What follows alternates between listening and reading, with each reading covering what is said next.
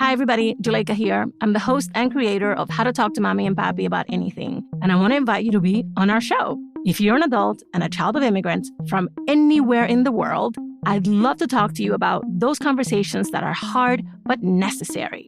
Things about politics, dating, career, parenting. Seriously, no topic is off limits. Send us an email at hello@talktomamipapi.com and let's get you on the show. That's hello@talktomamipapi.com. See you soon. Hi, everybody. Juleka here. The holidays are coming. For me, and probably for many of you, this means lots and lots and lots of family time. That can be absolutely wonderful, but it can also be really, really stressful. So, for the next couple of weeks, we resurfaced some of our favorite episodes that offer advice and strategies for managing and actually enjoying family holiday gatherings. Trust me, I'll be listening too. You are not alone in this. We got this. Let's get into it.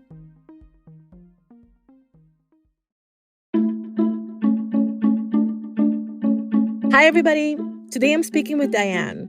Diane is Korean American and was raised in New Jersey by her mom and grandma. Today she lives in New York City, but her mom and grandma expect her to visit way more frequently than she's able to. Let's get into it. I'm Diane. I grew up in northern New Jersey. I called my mom Oma and my grandma Halmoni. I grew up with my mom and my grandmother. My parents are divorced. And so when my dad left the country after the divorce, my grandma came to America to take care of us. And I have a sister. And so my whole family was just a very kind of female-centric community almost, which as an adult I'm realizing was a very, very unique experience. Being the oldest daughter in a matriarchal household, the roles were constantly shifting. So even though my grandmother is my second parent, sometimes I had to be her parent. She's not fluent in English. She immigrated here with just knowing her family and nobody else. And so I think oftentimes I've had to be the translator. I've had to be an emotional support for her. Now that I'm living as an adult and independently, it's been harder to put up boundaries in terms of, how much time I can spend with my grandmother and my mom. My grandmother, who doesn't see that many people, especially during COVID, she thought that when I came back from college, back to the tri-state area, that I would be spending time with her all the time and I'll visit home maybe like once or twice a month, but she doesn't think it's sufficient. I will tell her, I love you, but I also want to cultivate my other relationships as well. Oftentimes she tells me that she understands and she'll say it. And then afterwards she'll make, passive aggressive comments about how she hasn't seen me in a month or something like that. The role that I play in my grandmother's life is definitely, there is a big component of doing errands and tasks for her. I think growing up, that was definitely a big part of our dynamic. Even just the other day, I was on the phone with like a landscaper who had come over and he couldn't cut a tree, but my grandma wanted him to. So I was just on the phone with him, like telling him what she wanted and then calling her and telling her what he couldn't do. And she eventually hugged him because he did end up cutting the tree down and she was very happy with that. A lot of stuff around the house lately. I want the dynamic to shift so that my grandmother especially, but I think to a certain extent my mom too, doesn't take it personally when I don't want to see them every weekend. I can totally understand why she feels that way when I've been at the center of her life, especially after she's immigrated to America. And quite frankly, she's not the center of, my life. although she's such an important part of that. It's taken a while to really actually avoid feeling guilty, and I still feel guilty. There have been times where I've gone home because I knew that my grandmother would be expecting me. I've just realized that it creates a dysfunctional emotional environment where I was feeling resentful for being there. I wanted her to make my time worthwhile, and that wasn't a fruitful experience for either one of us, I think.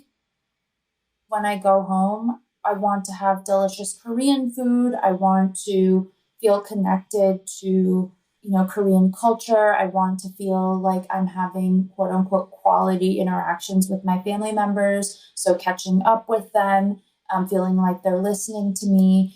And for my grandmother, that sometimes looks different from what I'm expecting.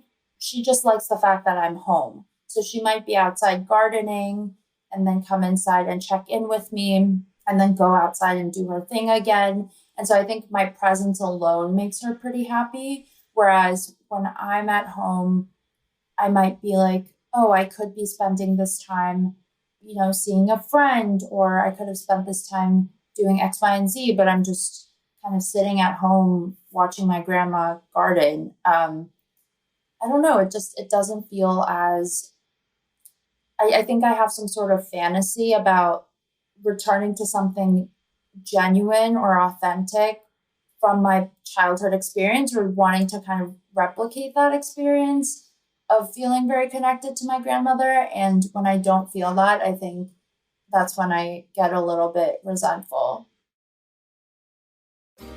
I'm Elian Saliga from LBIN, the Latino Business Action Network. And I'm Juleka Lantigua, Elban alum and founder of LWC Studios. We invite you to join us on Scale, the Latino Business Story, the first podcast from LBIN. On Scale, we speak with Latino business leaders who've grown their companies well beyond $1 million in annual revenue to 10, 100, $1 billion. And they come ready to tell us how they did it. We actually started with one employee, which was me. They reflect and get real about the game-changing business lessons along the way. Integrity is built over time, and your reputation is valuable, so I've never lost sight of that. Follow and subscribe to Scale, the Latino Business Story, anywhere you get your podcasts, and connect with Elban on social at Elban Strong.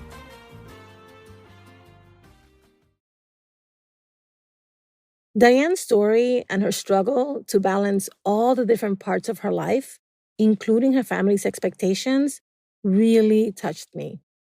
Like many first gens, I also often feel torn between being responsive to what my extended family wants and acknowledging what I want and need for myself. To help us figure out how to communicate all of this to our families, I called in an expert. My name is Hatty Lee, and I am a licensed marriage and family therapist based here in Los Angeles, California. And I work primarily with individuals and couples and some families from time to time as well, particularly in the BIPOC community. And a lot of them are Asian Americans as well. I also just recently co-authored a book that is currently on Kickstarter, and it is called the Indwell Guide. And it's an 8-step mental health guide to help people to begin to recover from the past, reclaim their true self, and learn to live with purpose. So, Hattie, you heard Diane's story. What did you hear as you listened? I heard a little bit... a lot of just some of my own personal experiences in it as a Korean American child of immigrants, and a lot of similar stories that I think a lot of my clients come in to therapy for. It felt very familiar.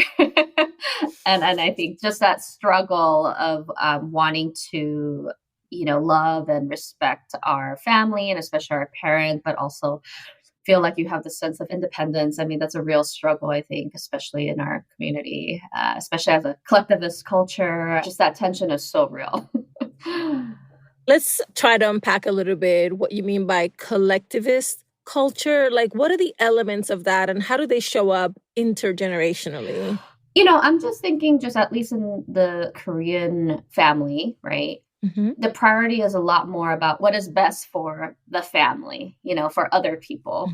I think in the Western world here in America, the priority is what is beneficial to me, right? I think that's just kind of a really big difference culturally. In the American culture, we're getting like, take care of yourself.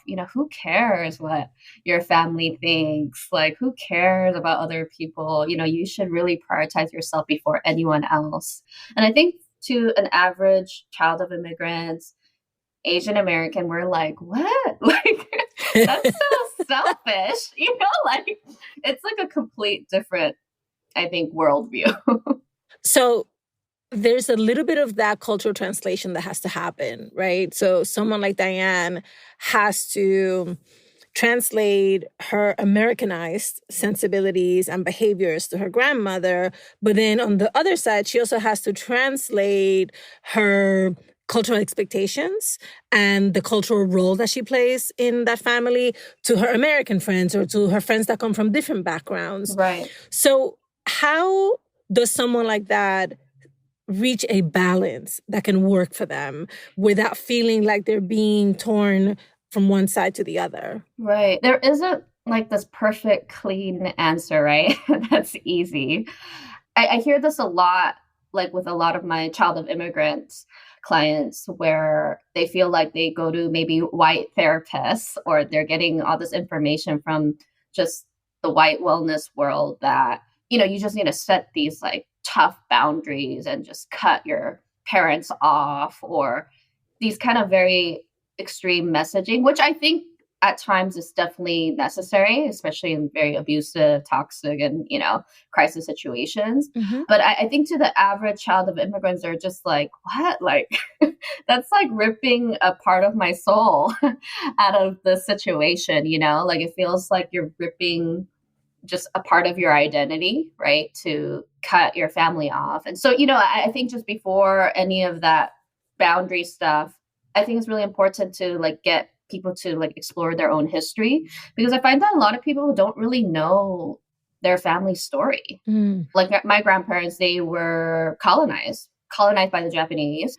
And so I grew up listening to these like horrifying stories of them, women, they were scared of being raped. I mean, there's just so much intergenerational trauma there.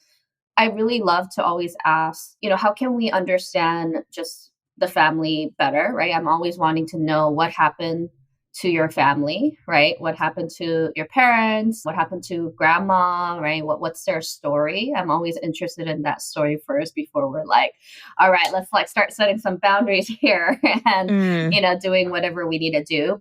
Okay, so I have a little bit of a two-part question. Sure.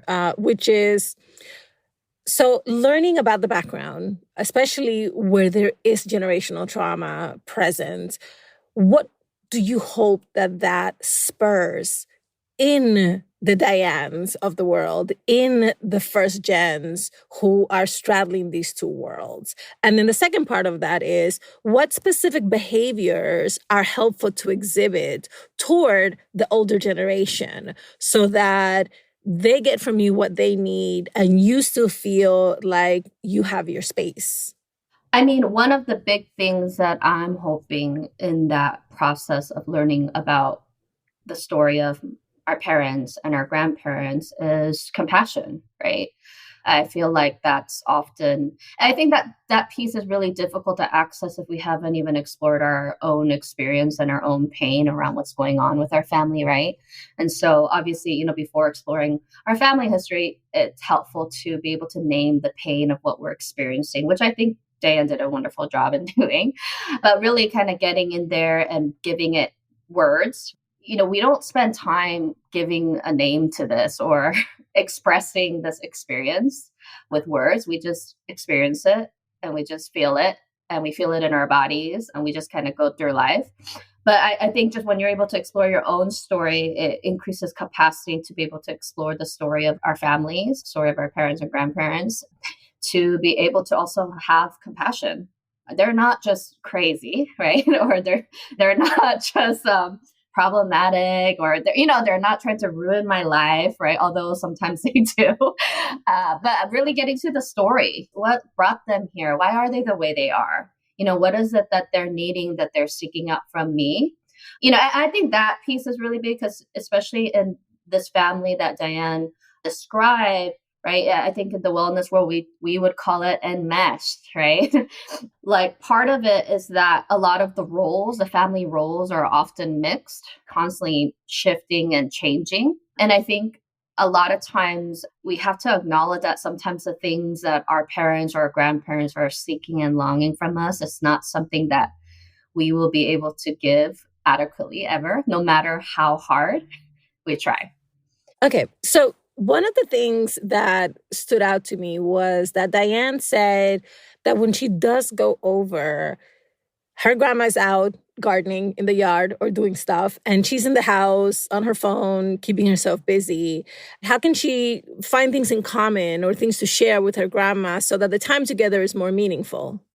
I always say like in little doses, like 15, 20 minutes, go out there, garden with her, Yeah. Little things, not this big, like you have to sit there for a couple hours and be like, Grandma, tell me your story, right? But literally grandma's gardening, that's what she's into. You want to connect with her, go out there, ask her, Grandma, I don't know anything about gardening. Can you teach me? Conversation naturally spark up. It's like, hey, Grandma, like, when did you get into this? Why, right? Just intentional conversations. And just getting to know her as a human being. Like, I'm just thinking, like, when you're getting to know someone, what do?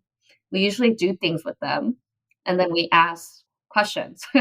And there's still so much that we don't know about each other, even within our family. My last question is about guilt, because Diane and many people that I've spoken to, while they recognize that there's some tension in achieving this balance, they still carry a lot of guilt.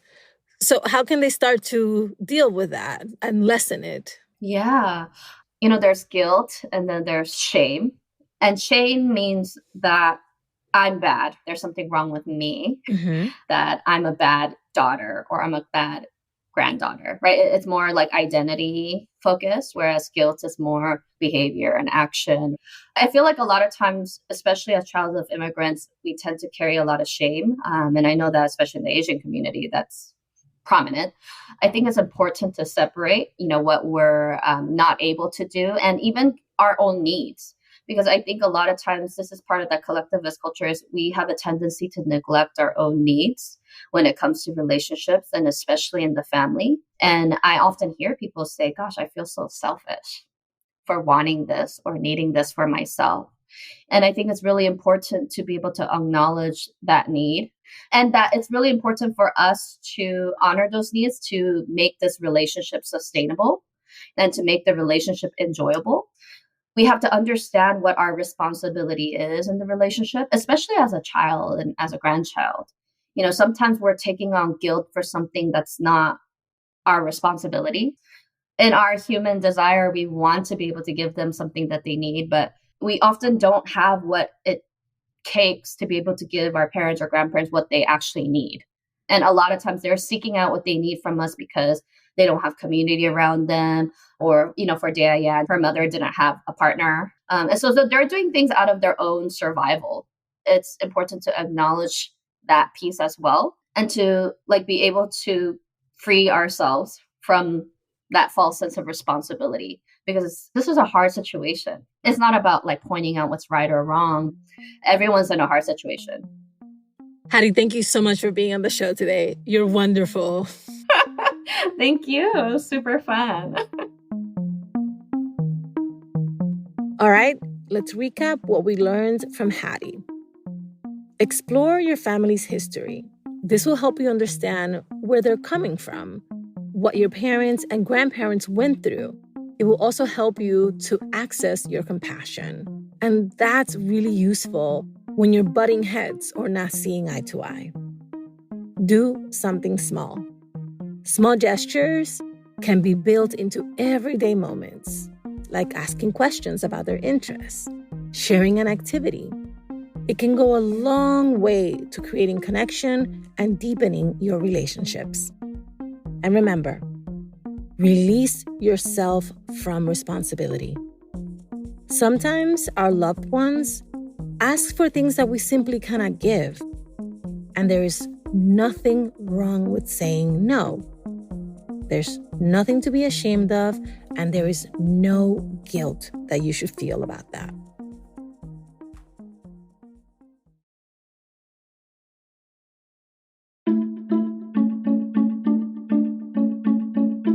Thank you for listening and for sharing us. How to Talk to Mamí and Papí About Anything is an original production of LWC Studios.